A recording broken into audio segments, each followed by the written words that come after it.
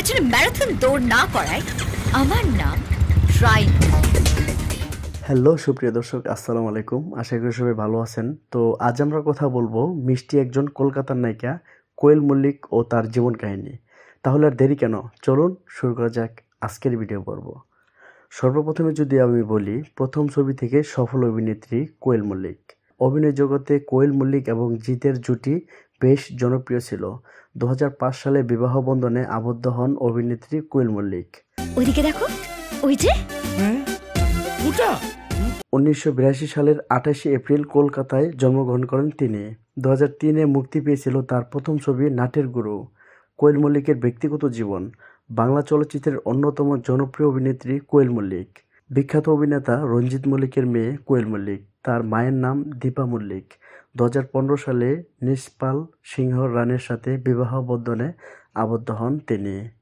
তাদের বিয়ে হয় হিন্দু এবং পাঞ্জাবি ধর্মের নিয়ম মেনে হয়। 5 মে 2020-তে তাদের পুত্র সন্তানের জন্ম হয়। Koel Mallick modern high school থেকে স্কুল জীবনের শিক্ষা লাভ করেন। তার গুলগলে মেমোরিয়াল গার্লস কলেজ থেকে মানববিজ্ঞানে স্নাতক সম্পন্ন করেন। অভিনেত্রী কোয়েল মল্লিক নাটের গুরু ছবির মাধ্যমে জনপ্রিয় অভিনেতা অর্জন করেন। এই ছবিতে তার বিপরীতে অভিনয় করেছিলেন জিৎ। প্রথম ছবিতেই বাজিমাত করেন কোয়েল মল্লিক। 2003-এ মুক্তি পেয়েছিল এই ছবিটি। এই ছবিতে অনবদ্য অভিনয়ের জন্য পুরস্কারও পেয়েছিলেন কোয়েল মল্লিক। আমি আসছি, জাস্ট সি দ্য ড্রামা। এরপর থেকে একসাথে বহু ছবিতে অভিনয় করেছেন জিৎ কোয়েল মল্লিকের জুটি।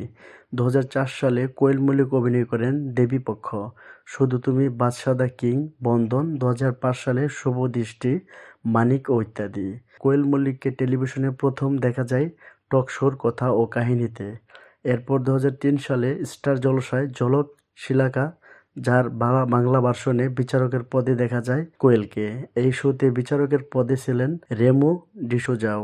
তো সুপ্রিয় দর্শক, আমি মোহাম্মদ আসাদুল ইসলাম। এই ভিডিওটি কেমন লাগলো অবশ্যই আমাদের কমেন্ট বক্সে জানিয়ে দেবেন। নিত্য নতুন ভিডিও পেতে অবশ্যই আমাদের চ্যানেলটি সাবস্ক্রাইব করবেন।